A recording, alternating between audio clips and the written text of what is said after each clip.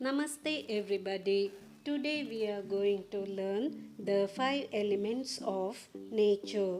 All matter is composed of five basic elements or Panchamahabhuthas, which inhere the properties of earth or Prithvi, water or Jala, fire or Tejas, wind or Vayu, and space or Akasha.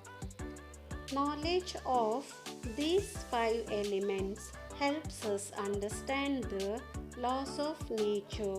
Each of the five elements represent a state of matter in nature. Solid matter is classified as the earth element. Water is everything that is liquid. Air is everything that is a gas. Fire is that part of nature that transforms one state of matter into another. Space is the mother of the other elements and is the basis of higher spiritual experiences. The elements in the human body are closely related to the five elements of nature. All of the creation is made up of the five elements in different proportions. The human body is also the product of these five elements in different proportions.